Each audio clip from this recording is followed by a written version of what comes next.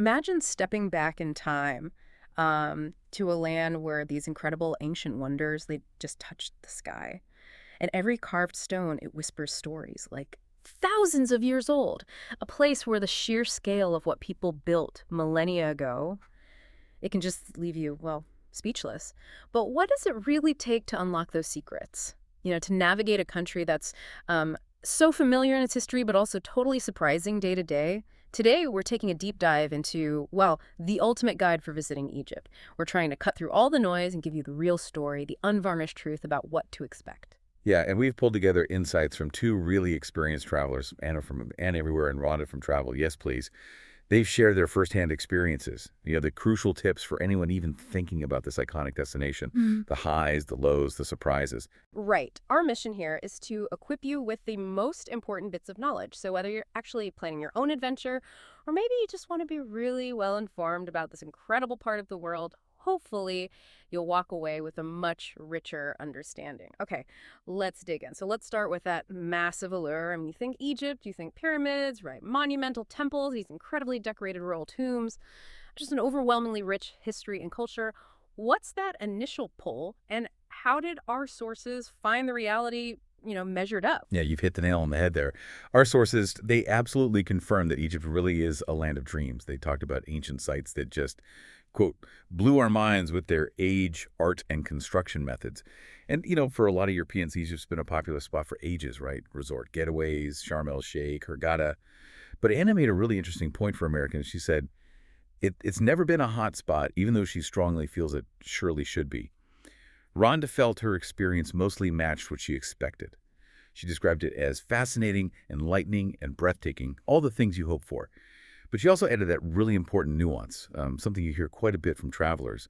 While it's all that amazing stuff, it can also be tiring, complicated, and intrusive. Hmm. It's a journey that definitely asks something of you. That balance. Awe-inspiring wonder and real-world challenge. That sounds like the recipe for an unforgettable trip, doesn't it? But for someone who maybe prefers things a bit smoother, more predictable, Hmm? how might that tiring, complicated, intrusive side really impact their experience? That's a great question. Because, yeah, for people who like things easy, minimal friction, Egypt can be a bit of a shock to the system, the tiring part. That often comes from the sheer scale of the sites. And the early starts, you need to beat the heat, beat the crowds. Complicated can be about language barriers sometimes, the infrastructure, just navigating the unique social dynamics. And intrusive, well, that usually points to the constant attention from vendors, from touts. It can be really draining if you're not quite prepared for it. Yeah. It really rewards patience, I think, and just a willingness to go with the flow, embrace the journey, challenges included. Absolutely. And I think for many people, the very first question that pops up, especially when you mention complexity, is safety. Is it safe? What did our travelers say? On that, they were both really clear, a resounding absolutely Yeah. your way. Anna stated quite unequivocally that Egypt is not on the travel alert or travel warning list for the U.S. Department of State. She said tourists were often told to enjoy and feel like at home, and personally, she not once felt in any danger anywhere in the country.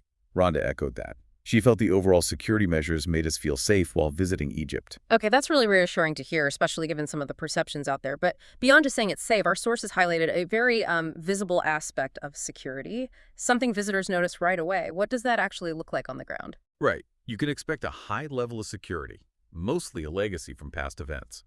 And that means a heavy police presence. Pretty much everywhere, tourists go major attractions, road checkpoints around important buildings. You'll often see police holding big guns. It can be a bit jarring at first. Even the hotels, particularly in Cairo, have really strong security. Metal detectors, X-ray scanners for your bags, sometimes even bomb-sniffing dogs. And at the big sites, like the pyramids of Giza, getting in feels almost like airport security.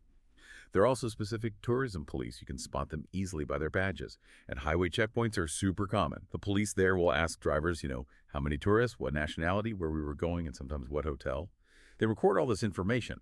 And get this, they even call the guides later sometimes just to check everything's okay, that you arrive safely. Wow, that's quite something. The follow-up calls from the police. That shows a level of commitment to visitor safety you really don't hear about often. But it's important to acknowledge that experiences aren't universal. There can still be challenges. We saw one comment from Sue Barrington, who had a really negative experience. She mentioned being robbed in front of the Great Pyramid and feeling constant demands for money. That feels like a really stark contrast to Anna feeling totally safe. How do we make sense of those two different realities? Is it just luck or preparation or... That's where understanding the local dynamics really comes in. It's crucial. So while Anna felt Egyptians were one of the most welcoming people I've ever encountered, and that people genuinely helped her when she looked lost, Sue's really unfortunate experience highlights that maybe independent exploring, especially right at those super high traffic spots like the pyramids, needs extra vigilance. Anna probably traveled with guides, maybe more structured setup, which can definitely act as a kind of buffer. It's not about being scared, I don't think, but about being informed, being aware, and consistently using those survival tips that Rhonda talks about, which we'll get to. It just shows that even with high security, you still need to be smart, especially about your belongings and how you handle those persistent touts. That makes a lot of sense. Okay, so safety addressed, feeling intrigued. You're ready to plan when's the best time to actually go. And importantly, what should you pack to be comfortable but also, respectful? Anna's advice is pretty clear. The best time to go to Egypt is surely between October and April. She really emphasized, don't make my mistake during my first visit by going to Egypt in the summer. Apparently, temperatures can hit 45 degrees Celsius. That's like 113 Fahrenheit. Ooh. Yeah. And she said, in dusty conditions, Luxor and Aswan become unbearable. Mm-hmm. The absolute peak tourist season is December to February. So if you go just outside those months, maybe October, November, March, April, you might find cheaper hotel prices and fewer crowds. Another really key tip she gave, make sure to avoid traveling during Ramadan. This is mainly about respecting the locals because, during Ramadan, observant Muslims fast during daylight hours. So as a visitor, you wouldn't be able to drink and eat during the day openly in public. Yeah. While you can usually eat in hotels, it's just more respectful and easier to avoid that time if possible. Plus, some things might have limited hours. Got it. Respecting the local customs. And speaking of which, what about what to wear? I'm trying to picture packing for that heat, but also being appropriate. Right. Well, Egypt is a Muslim country, so dressing conservatively is the norm for both men and women. It's just the local standard. For women specifically, keeping your shoulders and knees covered can help prevent unwanted attention. It's practical advice. You don't generally need to cover your hair unless you're visiting a mosque. Then you definitely will. Layers are absolutely key because, surprisingly, nights can be freezing, so bring a sweater and a pair of warm socks. Big temperature swings. Rhonda agreed, suggesting layers so you can adapt. And she noted that while Egyptians don't really expect tourists to dress the way they do, making an effort to respect local customs is definitely appreciated. Okay, layers, covered shoulders and knees, warm socks. Good practical tips. So bags are metaphorically packed. We know when to go. Next big question. How do you actually get around this huge country? How do you reach places like the Valley of the Kings or Abu Simbel? Well, for long distances, domestic flights are affordable and great. Egyptair and Niloair are the main carriers. A flight from, say, Cairo down to Luxor or Aswan, it's only about $50, $80 one way. It takes just about an hour. Super efficient. That's pretty good value. Yeah. For ground travel between cities, Go Bus gets a good recommendation. Very comfy, cheap, and easy to book on a website or app. Sleeper trains are another popular choice. Kind of iconic, though one of our travelers actually opted to fly because the cost ended up being similar, and maybe flying felt a bit more reliable or cleaner. Okay, buses and flights sound like the way to go for longer distances. But what about the idea of renting a car? For the adventurous type thinking of a road trip. Our sources had some pretty strong opinions on driving in Egypt, didn't they? Oh, absolutely. Rhonda's advice was crystal clear. We do not recommend driving in Egypt yourself. Full stop. She explained that road rules aren't obeyed and there's a high rate of traffic accidents. It sounds pretty wild. Drivers don't stay in their lane. They'll casually drive on the dividing line and just squeeze into spaces where there isn't an official lane. Cairo traffic, she said, is especially intense. Just a lack of controls at intersections. And she mentioned she never stopped at a traffic light because there weren't any that actually worked. Wow. No working traffic lights in Cairo. Apparently not where she was driving. And she also mentioned seeing motorbikes on the road being driven in an unsafe manner, like an entire family packed onto a bike with none of them wearing helmets. Yikes. Okay, definitely noted. No self-driving. It really sounds like a recipe for stress, doesn't it? For sure. So given that chaos, what's the smart way for a traveler to experience Egypt without tearing their hair out over logistics and traffic? Based on our sources, for a first trip especially, We highly recommend traveling with a guide. They found trying to do it completely independently was difficult and uncomfortable sometimes because of the infrastructure challenges, government rules, and, language barriers. Licensed Egyptologists, the guides, they provide that invaluable historical context right there at the sites, where, as we'll discuss, there often isn't much information posted. Plus, the travel companies handle all those tricky logistics. The police checkpoints, getting special permits needed for certain roads. It takes a load off your mind. And booking a private customized tour rather than a big group bus tour can often offer more value for your money and give you more flexibility. And for just getting around locally, say within Cairo, Uber is extremely cheap and, crucially, avoids having to haggle over taxi fares. That's a huge plus. That Uber tip is gold. Okay, let's switch gears to money talk. And those unique local interactions, the hustle that can sometimes feel a bit challenging. How does Egypt stack up budget-wise? And what should you be ready for with daily transactions and tipping? Well, compared to most Western countries, Egypt is comparatively cheap. Our sources suggested you could manage backpacking for maybe $30 a day without any issues. Looking at specifics, a dorm bed might be around $4, a simple guest house $12, and even a higher standard hotel could be around $150, which is still good value. However, this is a big however, prices for tourist activities can vary wildly. Anna paid $50 for a hot air balloon ride in Luxor. Another traveler reported paying $300 cash a person for the exact same experience. Wow, that's a huge difference. Right. It really shows you need to ask around, maybe book things through your hotel or a trusted guide, and just be aware that the first price you're quoted isn't always the only price. And definitely, always carry a lot of coins and small bills. This is absolutely essential, because tipping, which they call bakshish, is customary many times a day for all kinds of reasons. It's woven into the fabric of daily life. This includes things like giving some coins to a bathroom lady who hands you a few sheets of toilet paper. About 5 Egyptian pounds, maybe 15, 20 US cents is the recommended amount for that. Tips are also expected in restaurants, maybe 10, 15%, and for your guides, about 25 US per day was the suggestion there. It's often attributed to low-paid jobs and minimum wages, but it's also just how things work. So bakshish isn't just for big services, it's for tiny things too, like using the restroom. Exactly. And understanding it less as a demand and more as sort of a cultural exchange, a small token of appreciation for any service, can really change how you feel about it. It's about acknowledging the interaction. That's a really helpful way to frame it, thinking of it as exchange, not just demand. But let's unpack the hustle itself, which, let's be honest, can be one of the more unpleasant things about traveling in Egypt for some visitors. What are we talking about here? We're talking mainly about the touts at the big tourist sites. They can be annoyingly persistent. They often start friendly, where are you from? But then quickly pivot to pressuring you to buy souvenirs, sometimes even following you for a bit. Rhonda also mentioned experiencing staff inside tombs, maybe guards or attendants who would give unsolicited information, clearly angling for a tip, or even try to sort of lead an impromptu tour, even though they weren't official guides. Okay. So what are the survival tips for handling that? Rhonda's advice was pretty direct. First, don't even glance over at the merchandise if you're not interested. Any sign of interest can be seen as an opening. Second, you really just have to ignore the aggressive touts. Avoid eye contact. Don't engage in conversation. Just keep walking.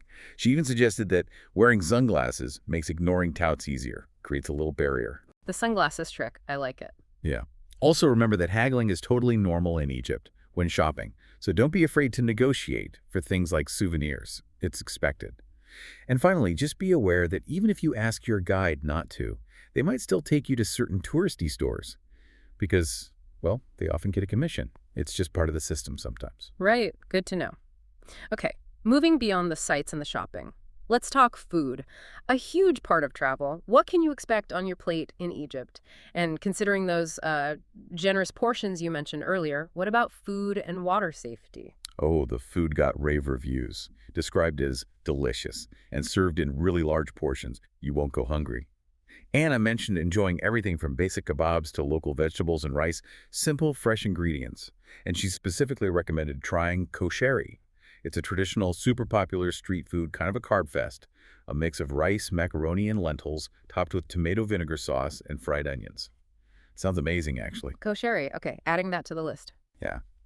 And be prepared for massive breakfasts if you're staying at local hotels or hostels. One description included a few bread rolls, 8 balls of falafel, hummus, an omelet, hard-boiled eggs, French fries, yogurt, and a fresh smoothie.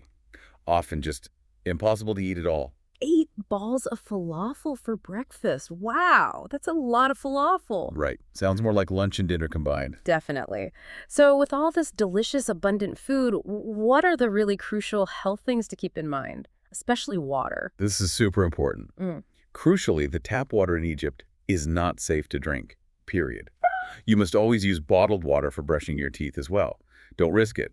Avoid ice in your drinks unless you're certain it's made from filtered water, like in high-end hotels. And be cautious with fruits and vegetables you can't peel yourself. Rhonda shared a tough story.